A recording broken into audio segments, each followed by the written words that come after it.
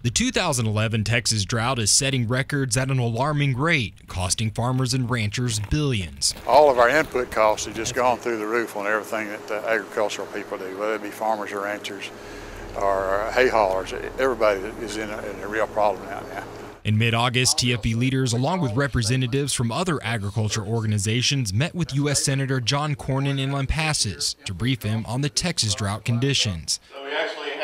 State climatologist Dr. John Cornyn also presented his findings and forecast. It's the worst one-year drought ever. There have been droughts in the past that have lasted longer, like the 1950s drought.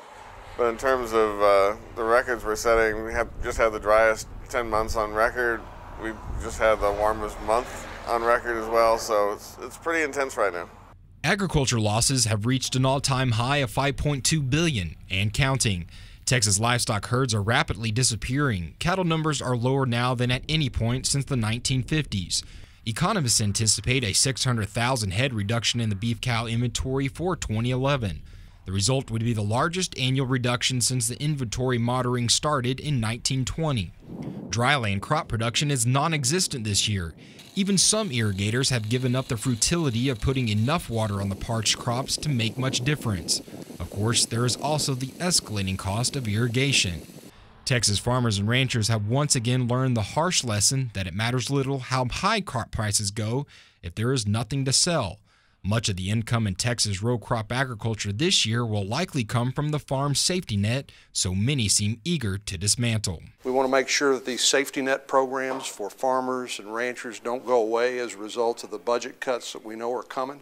Everybody's going to have to sacrifice some, but we can't eliminate those in light of these extraordinary events like this drought.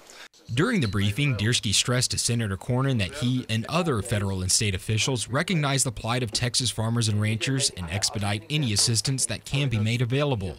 The U.S. lawmaker hopes to do just that while looking into the possibilities of temporarily lifting weight restrictions on loads of feed, hay, and livestock. Finding hay is a problem, and quality is another. Ranchers are being forced to find food for their livestock out of state, and transportation costs are adding up quickly. Crop insurance payments will be responsible for many producers' survival. The future outlook is bleak at best. Dr. Cornyn says there is a 50-50 chance of another La Nina developing. That was the trigger for the current drought, which means the odds are we'll have a drier than normal winter again this year. Depending on what happens in September, October, where we do have decent rains in the state, we often have floods in September, October, so we could have some relief from the drought. If that doesn't happen, and if a La Nina sets up, we're looking at serious drought conditions extending through next summer. Not good news, especially for a state that relies on agriculture for 14% of its employment. The budget crisis will mean cuts to agriculture, but those whose livelihoods depend on the industry want to make sure the existing programs aren't cut beyond repair. A lot of producers right now are on the bubble, whether they can even stay in business, but with a good safety net and a good disaster program in the state of Texas, I think our producers will be here to produce food in the future. For TFB News, Matt Felder, Lampasas.